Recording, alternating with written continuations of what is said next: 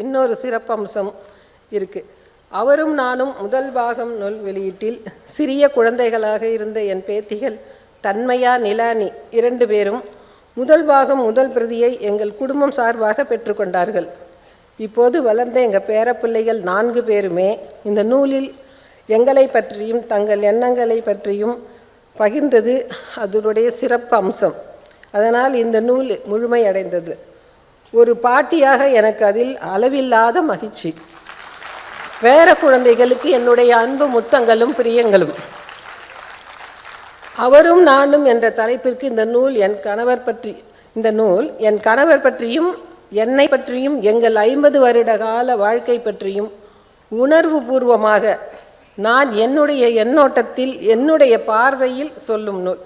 இந்நூலின் முதல் பாகம் வெளியீட்டின் போதே நான் மேடையில் இது பற்றி கூறியிருக்கிறேன்.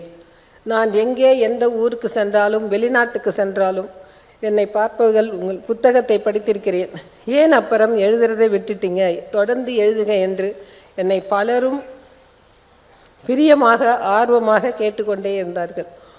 முதல் பாகம் நூல் வந்த பிறகு நல்லதும் கெட்டதுமாக எங்கள் வாழ்க்கையிலும் பல முக்கியமான நிகழ்வுகள் நடந்தேறின. அதையெல்லாம் எழுத வேண்டும் என்று எழுத ஆரம்பித்து இப்போது இந்த 2ஆம் பாகம் அவரும் நானும் நூலாக வெளிவந்துள்ளது. முதல் பாகம் வெளியீட்டின் போது சிறப்பு அழைப்பாளர்களாக வந்து விழாவை சிறப்பித்தவர் திருமதி செட்டிநாடு குமாரராணி முத்தையா அவர்கள். அவரது உடல்நிலை காரணமாக விழாவில் கலந்து கொள்ள முடியாவிட்டாலும் எனக்கு வாழ்த்து கடிதமும் அன்பு பரிசும் அனுப்பியுள்ளார். அவருக்கு என்னுடைய மனமார்ந்த நன்றி. முதல் பாகம் வெளியீட்டின் போது சிறப்பு அழைப்பாளராக வந்து சிறப்பித்தவர்கள் திருமதி சாரதா நம்பி ஆரோரான், திரைக்கலைஞர் சரண்யா, எழுத்தாளர் இந்துமதி இவர்கள் அனைவரும் இப்பொழுது வந்திருக்கிறார்கள்.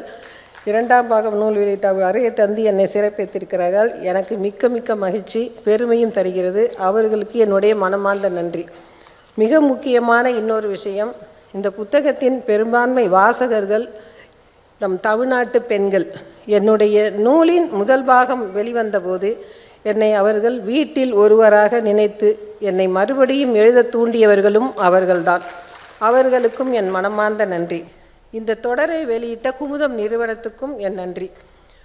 இங்கே வருகை தந்துள்ள ஒவ்வொருவருக்கும் என்னுடைய வணக்கத்தையும் நன்றியையும் தெரிவித்துக் கொள்கிறேன். எப்பொழுதும் என் கணவர் உங்களில் ஒருவன் தான் நான் என்று சொல்லிக்கிட்டே இருப்பார்.